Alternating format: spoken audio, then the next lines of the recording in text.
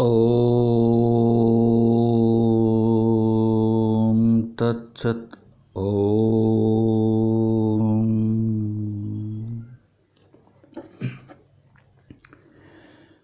నా మందిరం విది, నా సువర్ణం విది, నా తల్పమిది అని నరుడు తాను తన్మందిర సువర్ణ తల్పంబులకు విలక్షణ సాక్షి అయి అవి కాని పగిది.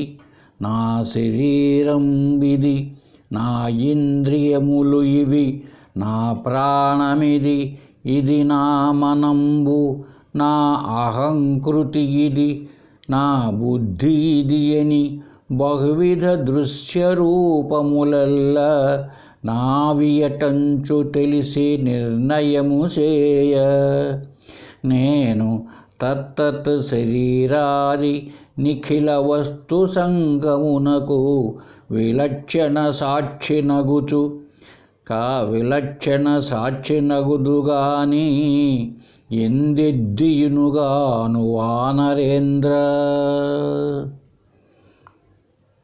శ్రీరామచంద్రుడు ఆంజనేయ స్వామికి చెప్తున్నాడండి,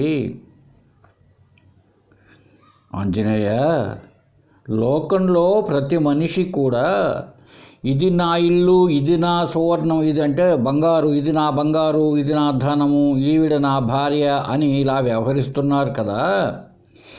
ఈ వ్యవహారం వల్లనే ఏమవుతున్నది? దీన్ని బట్టి తాను తన ఇంటి కంటే, తన ధనము కంటే, తన భార్య లేదా తన తల్పము కంటే వేరు అన్న విషయం స్పష్టంగా తెలుస్తున్నది కదా. ఈ విషయంలో ఎటువంటి వివాదం కానీ ఏమీ లేదు. అట్లే ఇప్పుడు నేను నేను అంటున్నాడు కదా, ఈ నేనేంటో చెప్తా విను. ఇది నా స్థూల దేహము, ఇవి నా ఇంద్రియములు, ఇది నా మనస్సు, ఇది నా బుద్ధి, ఇది నా అహంకారము అని తెలుసుకుంటూ వ్యవహరిస్తూ ఉన్నాడు. కాబట్టి ఈ నేను నేను అని అటువంటిది అదే ఆత్మ. అది ఈ శరీరాదుల కంటే తప్పక వేరుగా ఉండవలేను కదా. కాబట్టి వీటిలో ఏది కూడా నేను కాదు, అది ఆత్మ కానేరదు ఆంజనేయ అని తెలియజెప్పాడండి. హరి ఓం తత్సత్. మనం సదాముక్తి సుధార్ణవంలో దృఢం కావడం కోసం దృఢీకరణ తరంగము 4వ తరంగం 4వ అధ్యాయం దృఢం కావడం కోసం మనకు లభ్యమైన జ్ఞానం ఏమి లభ్యమైనది? నేను ఆత్మస్వరూపాన్ని, నేను శరీరము కాదు, ఈ మనసు బుద్ధి చిత్త అహంకారం నేను కాదు, ఈ పంచకోశములు నేను కాదు, ఈ అవస్థాత్రయము స్థూల సూక్ష్మ కారణ శరీరాలు నేను కాదు, ఈ జాగ్రత్త అవస్థను అనుభవించేటువంటి జీవుడుగా ఉంటూ విశ్వడు అనబడేది నేను కాదు, ఈ స్వప్న ప్రపంచంలో అనుభవించేటువంటి తైజసుడు అనే జీవుడు నేను కాదు, గాఢ నిద్రావస్థలో సుషుప్తి అవస్థలో ఏమీ తెలియనటువంటి తమోగుణంలో ఆనందంగా నిద్రపోతున్నానని చెప్పేటువంటి ప్రాజ్ఞుడు నేను కాదు. ఈ 3 అవస్థలను, ఈ త్రివిధ రకాలైన శరీరాలను, ఈ పంచకోశాలను సాక్షిగా తెలుసుకునేటువంటి సాక్షి జ్ఞానాన్ని నేను ఆత్మను. ఈ జ్ఞానం మనకు దృఢపడాలి.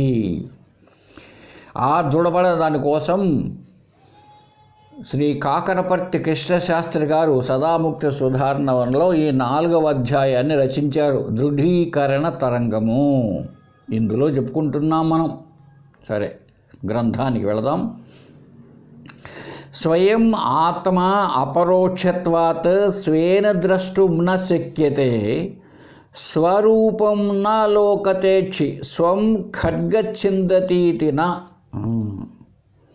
స్వయం ఆత్మ అపరోక్షత్వాత్, ఈ ఆత్మ అపరోక్ష స్వరూపం, పరోక్షము కాదు, ప్రత్యక్షము కాదు. ఈ ఆత్మ అనబడేది ఎక్కడో కైలాసంలోనూ వైకుంఠంలోనూ ఇంద్రలోకంలోనూ చంద్రలోకంలోనూ సూర్యలోకంలోనూ యమలోకంలోనూ నరకలోకంలో వీటిలో ఎక్కడో ఉండేటువంటిది కాదు అది. అలాగే ప్రత్యక్షముగా అంటే నా కంటికి ఎదురుగాను, నా చెవులకు ఎదురుగాను, నా నాలుగు రుచి తెలిసేటట్లుగాను ఇలాగా ప్రత్యక్ష ప్రమాణములకు అందేది కాదు. మరి ఏంటిది? అది నేనే, అపరోక్షం. అది నేనే, ఆ ఆత్మ నేనుగా తెలియబడుతున్నది అది. అందువల్ల ఈ ఆత్మ ఎటువంటిది? అపరోక్షము. కనుక నా ద్రష్టం నా శక్యతే, కనుక దాన్ని చూడడానికి వీలు లేదు.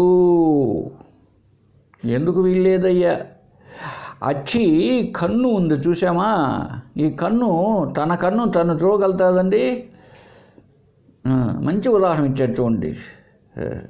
నా అలోకతే అచ్చిస్వం, అది స్వరూపం. స్వస్వరూపం అచ్చి నా అలోకతే, తన స్వస్వరూపాన్ని కన్ను చూడలేదు. అంటే కన్ను తనను తాను చూసుకొనలేదు.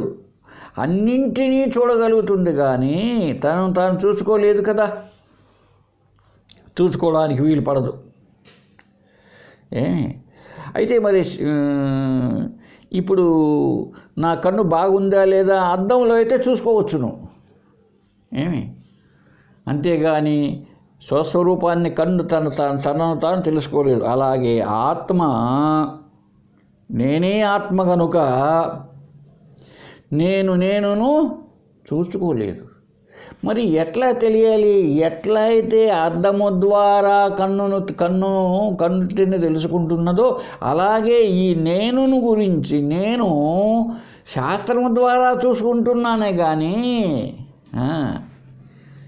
తనను తాను చూసుకోలేదు. ప్రత్యక్ష అనుభవం కుదరదు, ప్రత్యక్షంగా చూడలేదు. ఎందుకు? అది ఆత్మ అన్నది అపరోక్షం, తానే అసలు తను తాను చూసుకోవాల్సిన పని లేదు. నేనున్నానా లేదా అన్నది జ్ఞానమే, తానే. జ్ఞానాన్ని ఇంకొక జ్ఞానం తెలుసుకొని ఆ జ్ఞానాన్ని ఇంకొక జ్ఞానం. ఇప్పుడు ఇది పుస్తకం అని నాకు తెలుసండి. ఎలా తెలుసంటే ఏం చెప్తావు? నా జ్ఞానం ఉంది. నీకు జ్ఞానం ఉన్నట్టు దేంతో చెప్తావు? ఎట్లా చెప్తావయ్యా నీకు జ్ఞానం ఉందని? నేను చెప్పడాన్ని బట్టే నా జ్ఞానం ఉందని అర్థం చేసుకోవాలి కానీ ఇది పుస్తకము అని నేను చెప్తున్నానంటే నాకు ఆ జ్ఞానం ఉంది. నీకు జ్ఞానం ఉన్నట్టు నీకు ఎట్లా తెలుసు అన్నాను అనుకో, అయ్యా నాకు జ్ఞానం ఉంది అనాల్సిందే కానీ నాకు ఆ జ్ఞానం అనవస్థా దోషం.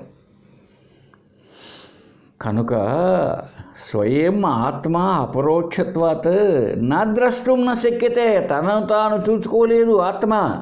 అంటే తనకు తాను దృశ్యము కాదు ఎప్పుడు కూడా. తానెప్పుడు తాను చూపే కేవల ద్రష్ట, తాను అంతా దృశ్యమే. ఎప్పుడు కూడా ద్రష్టగా ఉన్నటువంటిది దృశ్యంగా మారలేదు, అదే ద్రష్టే, తానే. ఎలాగంటే కంటి విషయం చెప్పాడు బాగా. అచ్చి స్వం స్వరూపం నా లోకతే, కన్ను తన స్వరూపాన్ని తాను చూడలేదు కదా, అలాగే ఆత్మ కూడా. కనుక తన్ను తాను దృశ్యము చేసుకొనలేదు. అలాగే ఇంకొక మాట కూడా చెప్పాడండి. ఖడ్గ చిందతీతి స్వం ఖడ్గ చిందతీతి నా. ఖడ్గం ముందే అది స్వం నా చిందతి, కత్తి తనను తాను నరుకోలేదు, విషయీకరించుకోలేదు కత్తి. చూసారండి, తనను తాను ఛేదించగలుగుతుందా? ఇంకొక కత్తితో అయితే ఈ కత్తిని నరకచ్చు కానీ, లేదా కత్తితో ఇతర విషయాలన్నిటినీ నరకచ్చు కానీ కన్ను ఇది ఖడ్గం కత్తి తనను తాను నరుకోగలుగుతుందా? నరుకోలేదు. అలాగే ఆత్మ నీవే, నేనే ఆత్మ. నేను మళ్ళీ ఆత్మను దర్శించడం ఏంది? ఎట్లా కుదురుతుంది? నేను ఆత్మను దర్శించడం అన్నది కుదరదు. ఏమండి మరి ఎలాగా అనొచ్చు? తాను ఇతరమును తెలుసుకుంటున్నాడు అనేటప్పటికి తాను జ్ఞానమే. అలాగా తెలియబడవలసిందే కానీ నువ్వు మర్చిపోయినవయ్యా, నువ్వు నిద్రలేయాల్సిందే కానీ కళ్ళ నుంచి మళ్ళీ నిన్ను నేను తెలుసుకోవాలంటే నిన్ను నేను ఎలా చూపించగలుగుతా? అందుకే ఆత్మ స్వయం ప్రకాశకం, స్వయం సిద్ధం. లోకంలో ప్రతి ఒక్కటి కూడా స్వయం ప్రకాశకములు కాదు, పరప్రకాశములు, ఇతరము చేత తెలియబడునవే.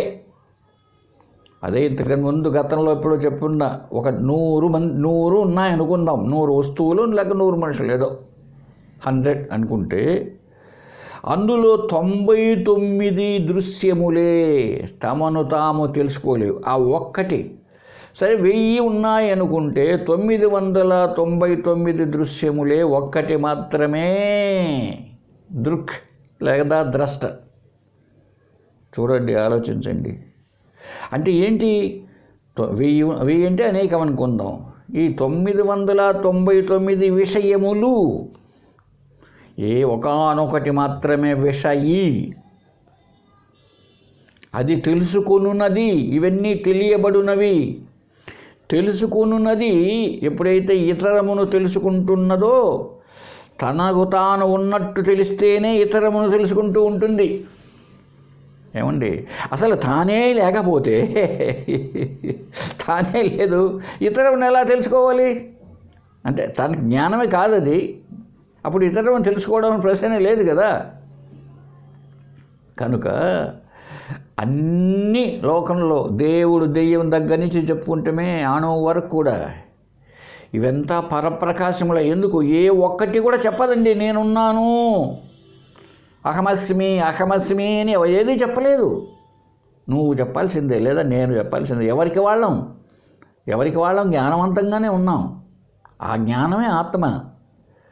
కాబట్టి నేనున్న బట్టి నేను అన్నీ చూస్తున్నా, అన్నీ తెలుసుకుంటున్నా, అన్ని నడుస్తున్నా, అన్ని పనిముట్లను వాడుతున్నా, అందరినీ తెలుసుకుంటున్నా. ఈయన విష్ణువు, ఈయన శ్రీరామచంద్రుడు, ఈయన శ్రీకృష్ణుడు అని నేను చెప్తున్నా. ఇది శివలింగం. నేనంటే మీరు కూడా అనుకోండి,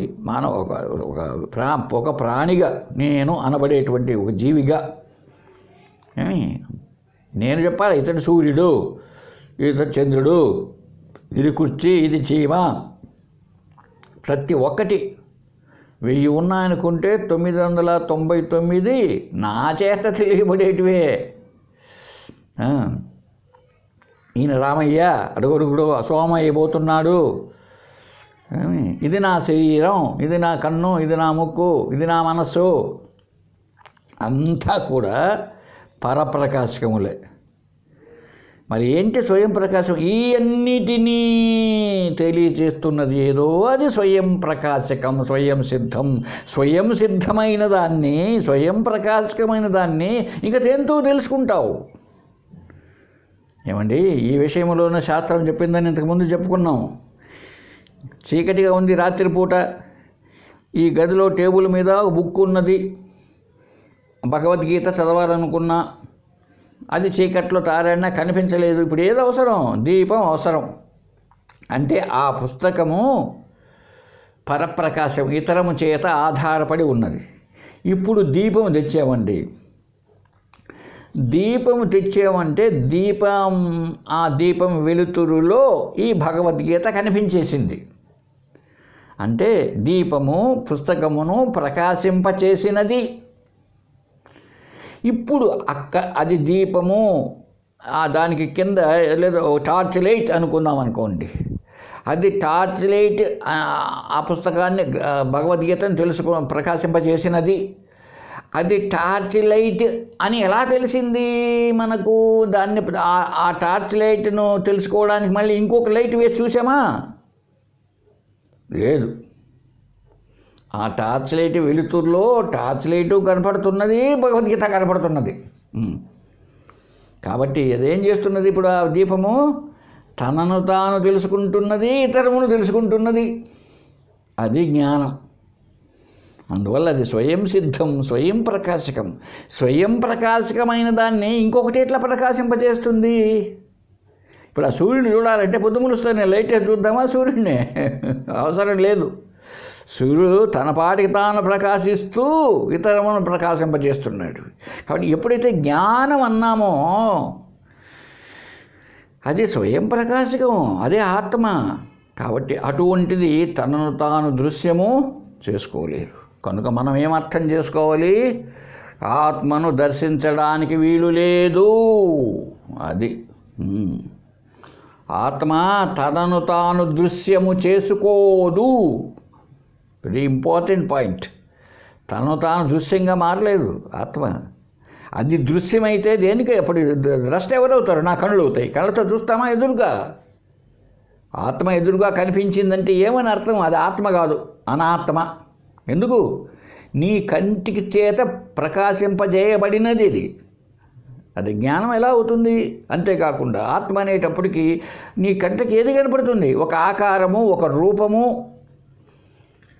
కాలగత దేశగత వస్తుగత పరిమితులకు లోబడినటువంటిది ఏదైనా అయితే కనపడుతుంది.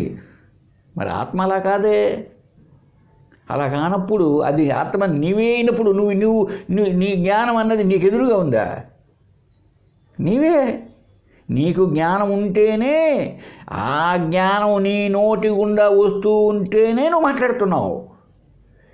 నీకు జ్ఞానం ఉంటేనే, ఆ జ్ఞానం కండ్ల ద్వారా వెళితేనే చక్షుర్జ్ఞానమైంది. ఆ జ్ఞానం అన్నది ఒకటి ఉంటే లోపల ఉంటే శరీరంలో కంటి ద్వారా వచ్చి చక్షుర్జ్ఞానమైంది, చెవి ద్వారా వచ్చి శ్రోత్రేజ్ఞానమైంది.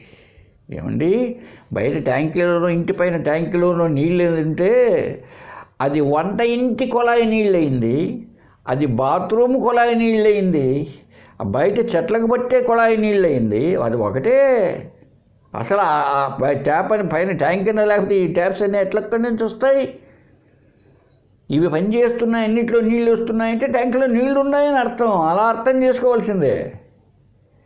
కాబట్టి నువ్వు మాట్లాడుతున్నావు, నువ్వు నడుస్తున్నావు, నువ్వు ఆలోచిస్తున్నావు, నువ్వు చూస్తున్నావు, నువ్వు అంతటినీ తెలుసుకుంటున్నావంటే అవి వీటి జ్ఞానం కాదు.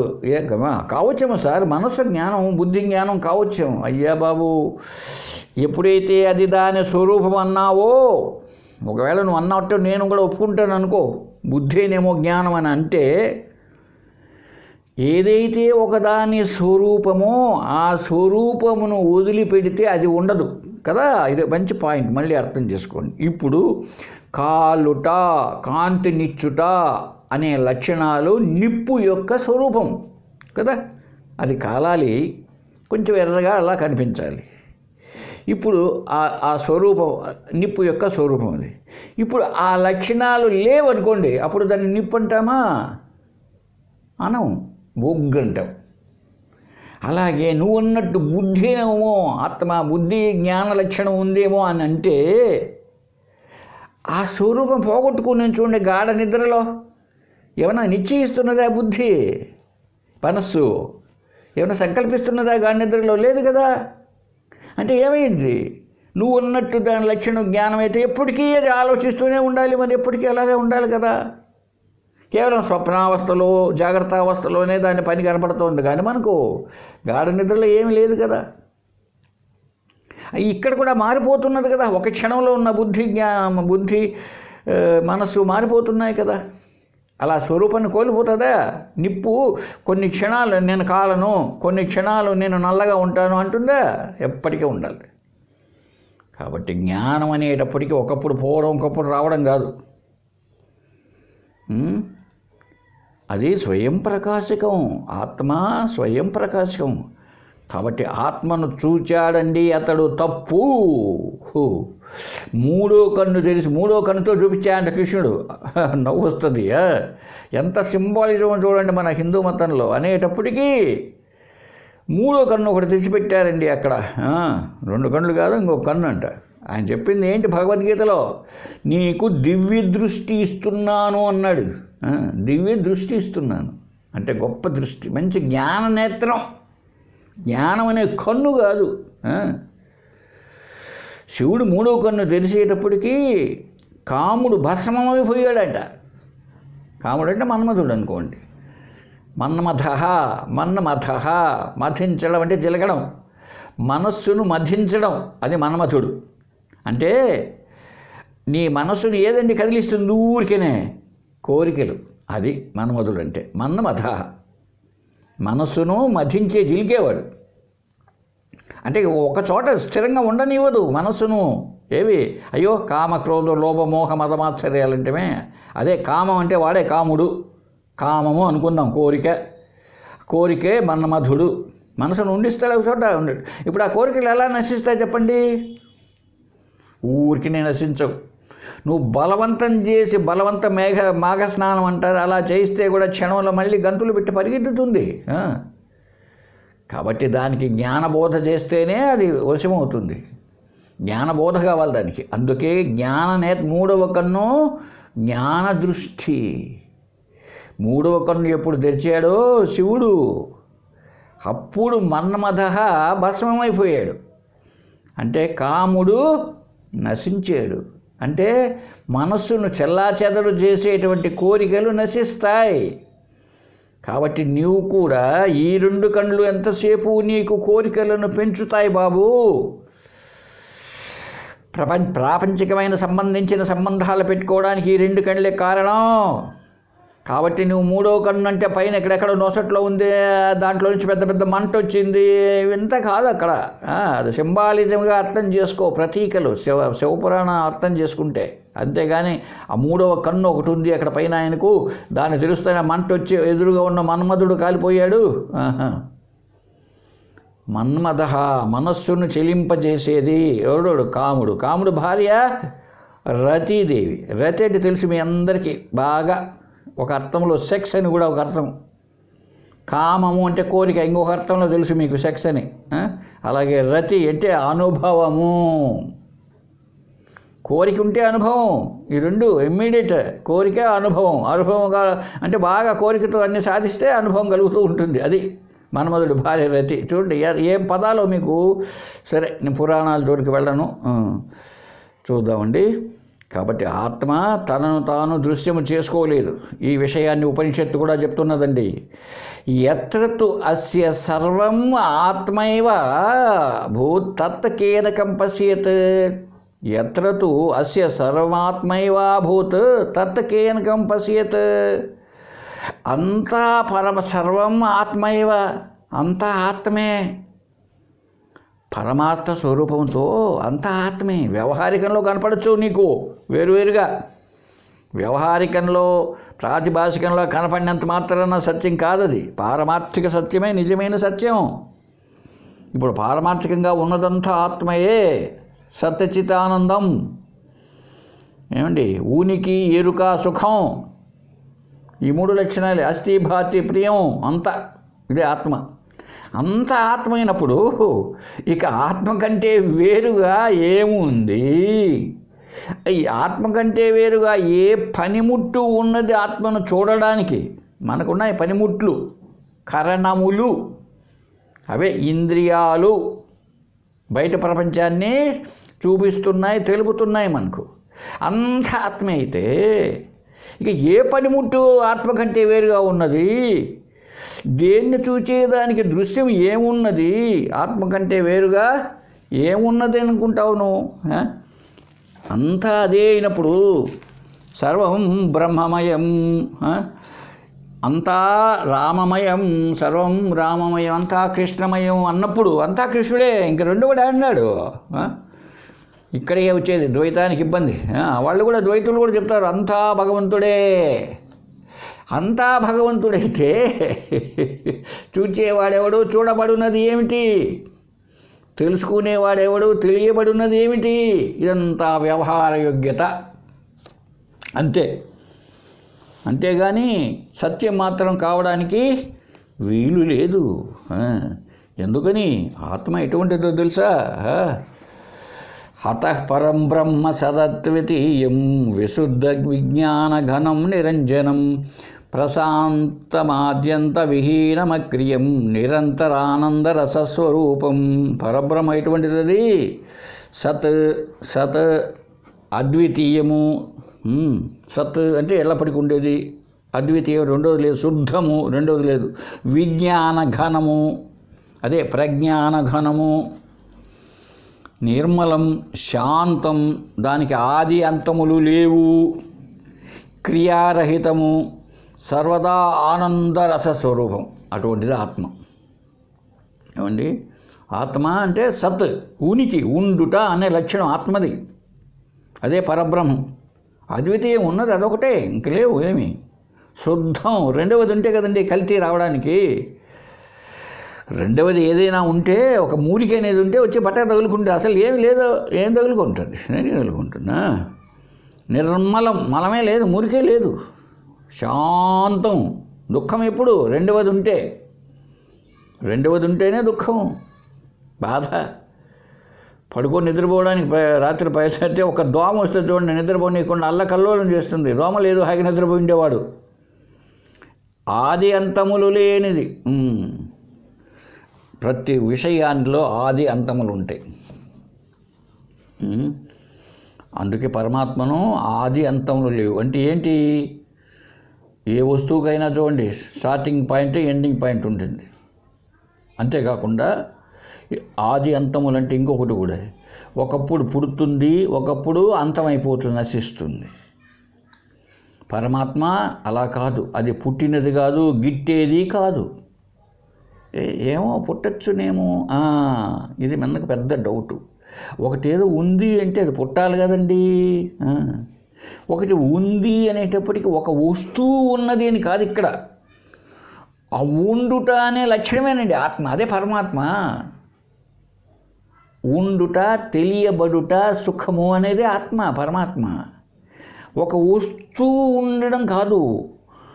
వస్తువుని ఇప్పుడు అన్నావో, ఏదో ఒక థింగ్ అనుకున్నాం అనుకో, ఒక బుక్ ఉంది అన్నామో, అది ఉండుట అనే లక్షణం కలిగి ఉన్నప్పటికీ రూపనామాలతో ఉంది కనుక అది ఒకప్పుడు లేకుండా పోతుంది, చినిగిపోతుంది. కాబట్టి పరమాత్మ పుట్టినవాడు కాదు. ఎందుకో తెలుసు? పరమాత్మ అంటే ఏమిటి? ప్రజ్ఞానం, జ్ఞానం. అది పుట్టింది అంటే ఎవరు చెప్పినారు చెప్పండి?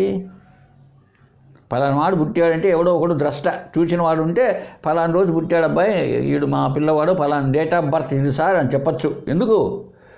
ఆ పిల్లవాడు పుట్టకముందే తండ్రి ఉన్నాడు కనుక, తల్లి ఉంది కనుక వాళ్ళు చూసినారు బిడ్డ పుట్టడం అనేది. అలాగే పరమాత్మ పుట్టినాడు అని అన్నామనుకోండి, ఆత్మ పుట్టింది అంటే ఆత్మ పుట్టకముందు ఏదో ఉండాలా? అవునా? పుట్టకముందు ఉండి పుట్టాడండి, విష్ణువు గారు పుట్టినాడు, శివుడు గారు పుట్టినాడు, బ్రహ్మగారు ఆయన బొడ్డులోంచి పుట్టినాడండి. ఎవరు చూసి చెప్పినారు? వాళ్ళమ్మ లక్ష్మీదేవే? కాదు కాదు కాదు, వాళ్ళమ్మ లక్ష్మీదేవి కాదు. లక్ష్మీదేవి గర్భాన్ని పుట్ల, ఆయన బొడ్డులోంచి పుట్టినాడంట. కనుక ఏదైనా అందువల్ల ఆది లేదు. ఎందుకు లేదు? అది జ్ఞానం. ఏదైనా ఒకటి ఉంది అని అంటే దానికి ముందే జ్ఞానం ఉండాలి. అది కదా మెయిన్ పాయింట్. ఒకటి ఉంది అనేటప్పటికే సాక్షిగా తెలుసుకున్నవాడు ఒకటి ఉండాలి, ముందే తెలిసి ఉండాలి, ఎరుకలో ఉండాలి, జ్ఞానం ఉండాలి ముందు. అలాగే అంతము. ఒకటి అంతమైపోయింది, ఒక ఆయన చనిపోయినాడంటే చూసిన వాడు ఉండాలని చెప్పుకోలే. అంటే చూసిన వాడంటే మనిషి కాదు, ఆ తెలియబడిన జ్ఞానం ఉండాలి. ఒకటి నశించిపోయింది అనాలంటే ఆ నశించిపోవడం ఏమి నువ్వు ఉండాలన్నమాట, తెలిసినవాడు ఉండాలి. లేకపోతే వాడు చనిపోనిట్టే. అంతము తెలియాలంటే అంతము తెలిసిన అది జ్ఞానం ఉండాలి. అర్థం ఉందండి? అర్థమవుతుంది. కాబట్టి ఇప్పుడు కృష్ణుడు చనిపోయినాడు అని ఎవరికి తెలిసింది? ఆయన గీసం కాల్చిందంత అర్జునుడు కాబట్టి అర్జునుడు వచ్చి చెప్పినాడు ధర్మరాజు కన్నా, పోయినాడు మన బావగారు పోయినాడు, నేనే కట్టెలు పేల్చి కాల్పిచ్చేసి వచ్చినాను అన్నాడు. అంటే అది ఎవరు లేరనుకో, కృష్ణుడు బతికున్నాడు ఎవరికి తెలుస్తుంది? రామలక్ష్మణులంతా సరైన నదిలో పోయినారని ఎవరు చెప్పాలా? ఎవరు చూసిన వాళ్ళు చెప్పాలా? కాబట్టి పుట్టుక చావు అనేటప్పటికీ అవి లోకంలో ఉండే వాటికే కానీ ఆత్మ లక్షణములు కావు. అది ఆది అంతములు లేనివాడు పరమాత్మ. అంటే ఏం కావాలప్పటికీ? ఏదైనా ఒక వస్తువు, ఒక విషయమో, ఒక ప్రాణియో అయితే పుట్టారు, మధ్యలో ఉంటారు, పోతూ ఉంటుంది. ఎందుకని? ఇవి కాలగత, దేశగత, వస్తుగతానికి పరిమితము కనుక అపరిమితమైనటువంటిది ఏం సార్ అపరిమితమైందైనా పోతుందేమో, ఊరికే మీరు అపరిమితం అంటారు పరమాత్మ ఆత్మను, పోతుందేమో. పిచ్చివాడా, నీ అనుభవములో చూడు స్పేస్. నువ్వు పుట్టినాంచి ఏ రోజన్నా ఆకాశం సావంగా చూసావా? భూమి సావంగా చూసావు. ఎందుకు? కొట్టుకొని పోయింది. ఆడ పెద్ద దెబ్బ ఉండింది, వర్షం పడితే మట్టి దెబ్బ కొట్టుకొని పోయింది వర్షానికి. నీరు కొట్టుకొని పోవడం చూసావు నువ్వు. ఆ చెరువులో నీళ్ళు ఉన్నాయి, చెరువు ఎండిపోగా కూడా చూసావు. అగ్ని సావంగా కూడా చూసావు, అంటే ఆరిపోవంగా కూడా చూసావు. వాయువు దాన్ని చూసావు. ఎక్కడ? గాలి ఆడలేదబ్బా ఎండాకాలం వచ్చేటప్పటికి చూసావు, గాలి సావడం కూడా చూసావు. ఆకాశం ఒక్కనాడైనా చూసావా? ఆకాశం పుట్టడము ఎవడు మా తాత ముత్తాతల కానించి ఎవరు చూడలేదు, చచ్చిపోయింది. మరి ఆకాశమే నీ అనుభవంలో ఉంటే ఇది ఆకాశము అని చెప్పగలిగిన జ్ఞానం, ఇది స్పేస్, ఇది ఖాళీ జాగా అని ఆకాశమును కూడా తెలుసుకునేటువంటి జ్ఞానం ఉందే, ఎంత గొప్పది కావాలది. కాబట్టి దానికి పుట్టుకలు చావులు ఉండవు. ఆత్మకు చావు పుట్టుకలు ఉండవు. చావు పుట్టుకలు ఎవరికి ఉంటాయి? ఏదైతే పుట్టిందో అది చేస్తుంది, షడ్భావ వికారములు చెందుతూ నశిస్తుంది. అలా కాదు కదా మరి ఆత్మ. అది నిరాకారం, నిర్గుణం, ఆది అంతం లేదు, క్రియారహితం. చూడండి, ఆద్యంత విహీనం అక్రియం.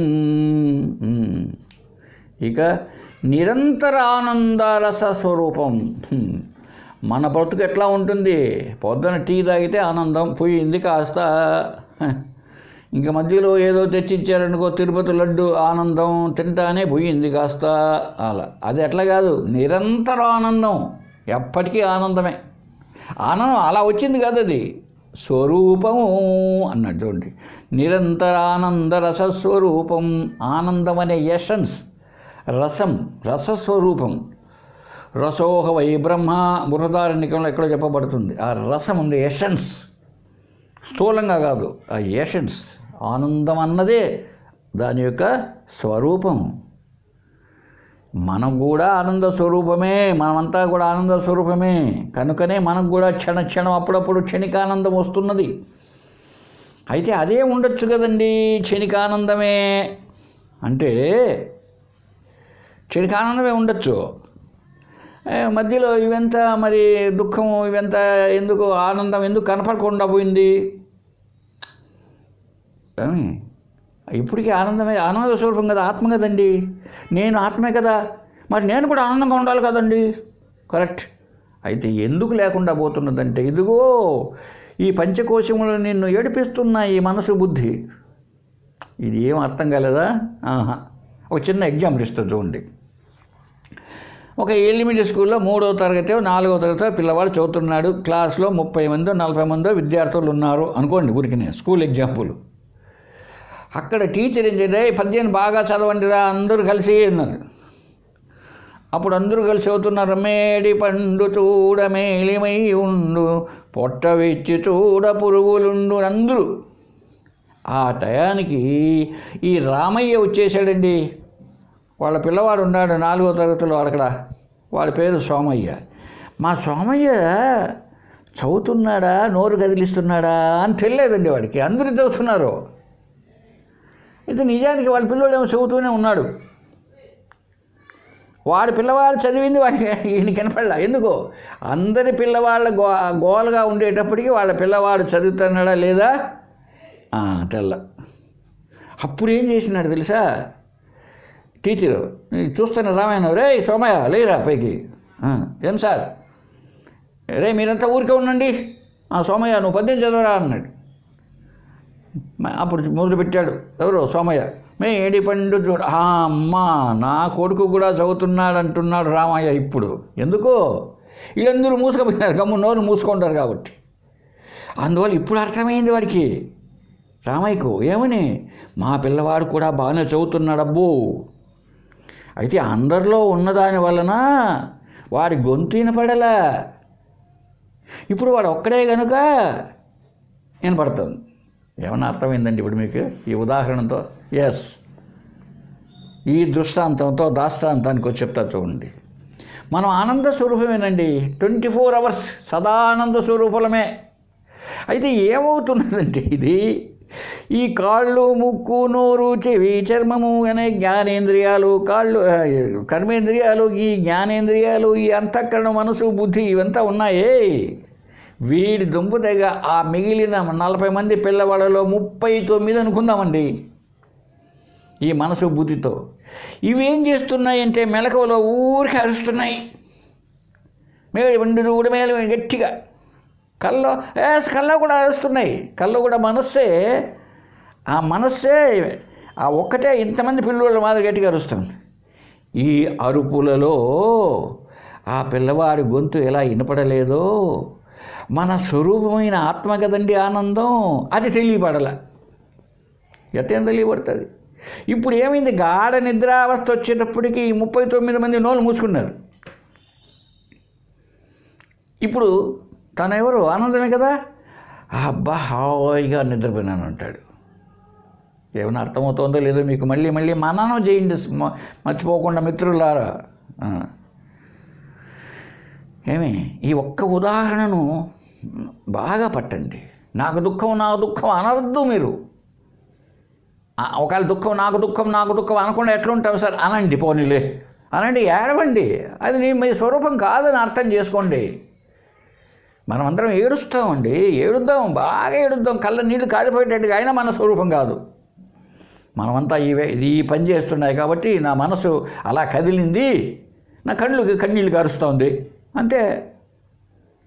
దాని ధర్మం ఏడవడం, శోకమోహములు మనసు ధర్మము, కళ్ళ నీళ్లు కళ్ళ ధర్మము. బాగా ఏడుద్దామండి, ఏం పోయింది?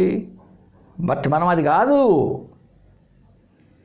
కాబట్టి ఆనంద స్వరూపం అనే ఎగ్జాంపుల్ బాగా పట్టండి. ఇప్పుడు ఈ జాగ్రత్తావస్థ, స్వప్నావస్థ ఈ రెండు వచ్చేటప్పటికి ఏమైపోయినాయి అంటే, ఈ రెండు స్థితుల్లో ఈ మనస్సు తానే సృష్టించింది దీని దుంపదేగ ఈ జగత్తును. మెలకువలోనూ అదే, కల్లోనూ అదే. ఎప్పుడైతే ఈ అనుభవాలన్నీ వచ్చేసినాయో వీటిపైన ఆరోపణ జరుగుతుంది. ఇప్పుడు మెలకువలో లడ్డు ఆనందం, సినిమా ఆనందం, మాంసం తినేవాడు ఉంటాడనుకో, వాడికి మాంసం ఆనందం, ఇలాగా విభజించబడింది. వాడి గొంతు అందరి గొంతుల్లో కలిసిపోయిందండి. సోమయ్య గొంతు అందరి గొంతుల్లో కలిసిపోయేటప్పుడు వాడి గొంతు అసలు ఉందా లేదు తెలియలే. జాగ్రత్త అవస్థలో కానీ స్వప్నావస్థలో కానీ. అందువల్ల వాడు చదివింది వాళ్ళ నాయనైన రామయ్యకు తెలియబడలే. అందరూ ఇప్పుడు నోరు మూసుకున్నారో అది గాఢ నిద్రావస్థ. మనం ధైర్యంగా చెప్పచ్చు కదండి. ఇప్పుడు మీరు బాగా మనన చేయండి, నిధిధ్యాసన చేయండి. మన స్వరూపం ఆనందం, అలాగే జ్ఞానం కూడా, అలాగే ఉనికి కూడా అంతటా వ్యాపించే ఉంది. ఈ 3 లక్షణాలు అంతటా వ్యాపించే ఉంది. ఆనందరస స్వరూపం బ్రహ్మ. కాబట్టి బ్రహ్మ స్వరూపము ఆనందమే, అదే కదా.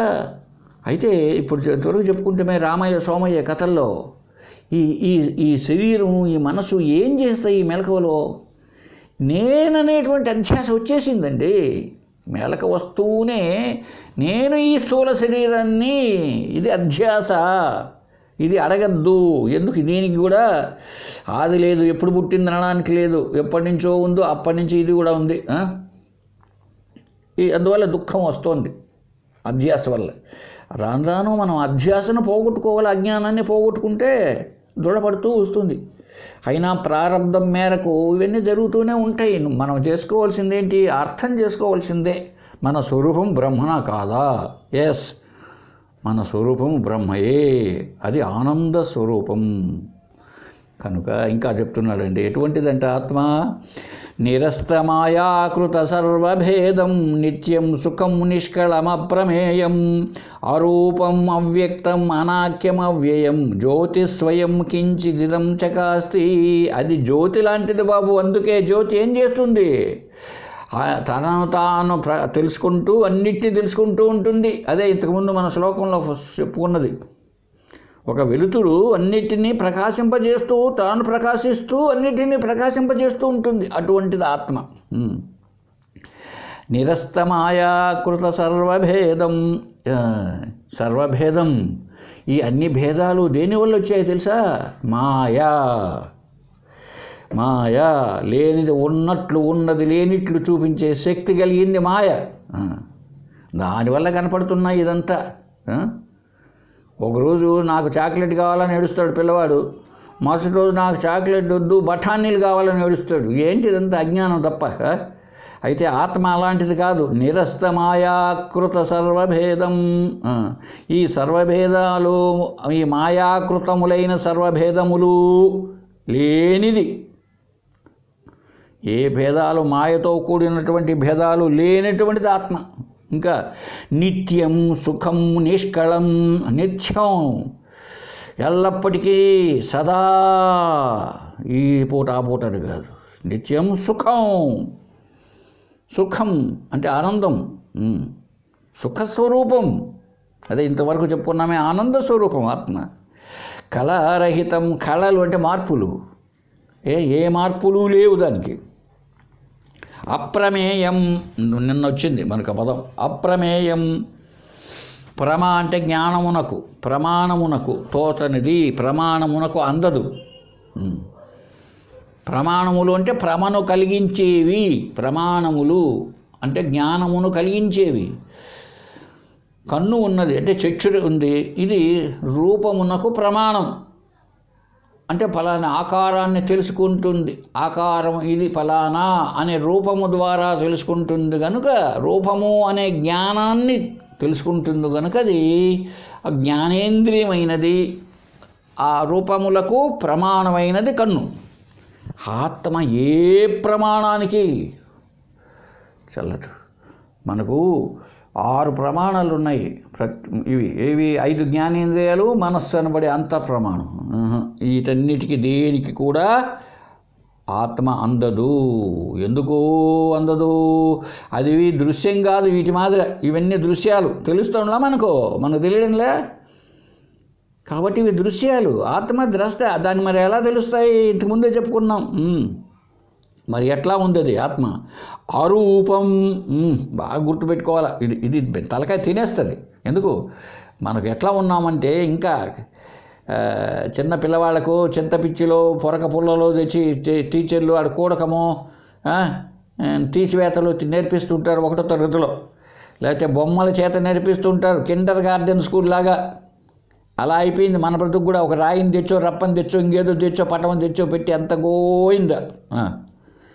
మరి ఏందంటే పరమాత్మ, ఆత్మ అరూపం, రూపం లేదు అని ఒక పక్క మొత్తుకుంటోంది వేదం. నుప్పదిగా మనం హిందూ మతంలో పుట్టాం, మేమంతా విశ్వ హిందూ పరిషత్తులో మెంబర్లం. వీధుల మడికైతే కేకలు పెడతాం, గోవిందులు పెడతాం. ఏంటో పరమాత్మకు ఏమి లేదంటున్నారు చెప్పండి? అరూపం, రూపం లేనిదంటే ఆత్మ. మనం ఎన్ని రూపాలు పెట్టామండి? ఇంక చెప్పండి. ఇప్పుడు పాము పుట్ట దగ్గర కూడా పోతాం. ఈరోజు పాలు పోస్తాం కార్తీక మాసంలో పాముకు. పుసక్కన పాము వచ్చేసిందా పుట్టలోంచి బయటికి, ఇంకా పరుగు అమ్మగారులంతా. శాస్త్రం చెప్తున్నది, నేను కాదు చెప్పడం. శాస్త్రం, ఉపనిషత్తు, వేదం. మరి వేద భూమిలో పుట్టాం. వేదాలను అంగీకరించడమా వద్దా? రూపం పెట్టినావా? నాశనం. పరమాత్మను ఎంత కించపరుస్తామో చెప్పండి మనం. నువ్వు పెట్టేటప్పుడు, రూపం పెట్టేటప్పుడు, ఇప్పుడు పిల్లవాళ్ళు కూడా చిన్న బొమ్మల పెళ్లి చేస్తుంటారు. ఇక్కడ పెట్టి గుడ్డలతో చిన్న బొమ్మగా పెళ్లి కొడుకు పెళ్లి కూతురు చేసి ఆట వాడకి చిన్న పిల్లలకి. అలాగా ఆటలు ఆడదామా మనం కూడా ఏదో? పరమాత్మ అంటే ఏంటి? సర్వత్రా వ్యాపించినటువంటి, అంతటా వ్యాపించినటువంటి వాడు, లేదా వ్యాపించినటువంటిది. ఒక రూపం పెట్టేస్తే ఏమి పరిమితం అయిపోయింది. పరిమితం అయ్యేటప్పటికి కథల్లో రాసి పెట్టారు, కథలుగా. రాక్షసులు వచ్చినారు వీళ్ళంతా. అరే రాక్షసులు వస్తే ఏందండి ఈ దైవము ఫోన్ కొట్టుకొని పోదు చూడండి. వాళ్ళ దెబ్బకి వీళ్ళంతా పరిగెత్తినారంట. ఏమిటో విచిత్రం. ఆయా స్థాయిల్లో అలా ఉంటాయి. ఆకాశంలో చంద్రుని చూపించంటే ఏదో నీలం రంగుతో కనపడేటప్పటికీ ఆవు ఉందంట అక్కడ చంద్రుడిలో అని చెప్తారు చిన్న పిల్లలకి. అలాగా ఉంది ఉపనిషత్తు. వేదం ఏం చెప్తాను చూడండి? అరూపం అవ్యక్తం. అది రూపము లేదు, వ్యక్తం కాదు బయటికి నీకు. ఇది రాయి, ఇది రప్ప, ఇది చెట్టు, ఇది పుట్ట అని ఇంత వ్యక్తం అవుతున్నది మనకు. అలా వ్యక్తమైనది ఆత్మ కాదు అని చెప్తున్నది వేదం. మరి అరూపం, రూపం లేదు. ఒక రూపాన్ని అంటగట్టావు, మంచిదే. ఇప్పుడు దాన్ని అనుకోవకు. ఇప్పుడు భారతదేశము మనకి మాతృభూమి, గౌరవించాలి. ఎట్లా గౌరవిస్తావు? దానికి కాళ్ళు తలకాయలు ఏమి లేవు. మనిషి అయితే రాయా కూర్చో టిఫిన్ తిను, నీకు థ్యాంక్స్ అని చెప్తాం. అప్పుడు ఏం చేసినావు దాన్ని? 3 రంగుల గుడ్డలు కట్టేసి 3 రంగుల జెండాగా చేశాం. ఇది భారతదేశానికి ప్రతీక, సెల్యూట్ అన్నాం. మంచిది, కాదని ఎవడంటాడు? అది దాన్ని జెండాను పట్టుకొని దేశం అని కాకు. జెండాను పట్టుకొని ఇదే దీన్ని రచిద్దాం, జెండాను రచిద్దాం అనుకుంటే పాకిస్తాన్ వాళ్ళు ఇప్పటికే జరుగుతోందంట అక్కడ. ఒక పక్క చైనా, ఒక పక్క పాకిస్తాన్. నువ్వు కళ్ళు మూసుకొని జెండాను పట్టుకొని కూర్చొని సంకన పెట్టుకొని కూర్చుంటే ఎలా కుదురుతుంది? కాబట్టి నువ్వు జెండా ద్వారా దేశాన్ని అర్థం చేసుకో. దేశం అంటే జెండా కాదని తెలుసుకో ముందు. జెండానే దేశం అనుకున్నావా సర్వనాశనం అయిపోతావు. అంతే కదా. ఏమిటి మేమంతా ద్వైతులు ఉండి భక్తుడు అని. ఏం భక్తి? నీకు భక్తి ఉంటే అలా చేస్తావా? ఒక పరమాత్మను పరిమితం చేస్తావా? చేసేవే అనుకో, దాని ద్వారా గ్రహించు. ఇప్పుడు అది ఎందుకు పెట్టారో అర్థం చేసుకో, అంతేగాని సత్యం అని చెప్పగాకు. ఎందుకు? సత్యమైతే చూడండి ఒకసారి, అది గుర్తు సత్యమవుతుందా? అందుకే విగ్రహం అన్నారు. విశేషంగా గ్రహించు, అన్నీ చెయ్యి. బట్ నీ దృష్టి జెండాను పూజ చేసి అయిపోయింది అనుకుంటే కాదు. ఒకవేళ పాకిస్తాన్ లాంటి, చైనా లాంటి దేశాలు వస్తే ఒకప్పుడు పాకిస్తాన్తో చైనాతో జరిగినప్పుడు మన దేశం గుర్తుంది లేదో, పాకిస్తాన్తో జరిగినప్పుడు లాల్ బహదూర్ శాస్త్రి టైంలో, అప్పుడు దేశమంతా ఒక మాట చెప్పాడు ఆయన, శనివారం పూట తప్పక భారతదేశంలో మనం ఆహార ఉత్పత్తులను తగ్గించుకోవాలి, ఖర్చు తగ్గించుకోవాలి అని శనివారం పూట ఒక పూట భోంచేయొద్దన్నారు దేశమంతా కూడా. అటువంటివన్నీ మనం అనుసరించాం దేశం కోసం. దేశ సంరక్షణ నిధి పెట్టాము అప్పట్లో. మేమంతా కూడా ఒకరోజు జీతం ఇచ్చాం ఒకప్పుడు. ఆ రోజుల్లోనే 80 రూపాయల జీతం తీసుకుంటే నెలకు 80 రూపాయలు మాకు జీతం. 80 రూపాయల జీతంలో ఒకరోజు జీతం ఉంటే చూడండి. కాబట్టి అలా కాదు. కాబట్టి దేశం అంటే అర్థం చేసుకొని జెండాకు సెల్యూట్ కొట్టు. జెండానే దేశం అనుకోవకు. ఇలా అయితే నాది. కనుక అరూపం, అవ్యక్తం, నామ చూడండి, ఇంకా అవ్యక్తం, అనామం, పేరు కూడా లేదటండి. అక్షయం, నాశనం కాదు, చచ్చిపోదు ఆత్మ. అది ఎటువంటిది? జ్యోతి, స్వయం జ్యోతి.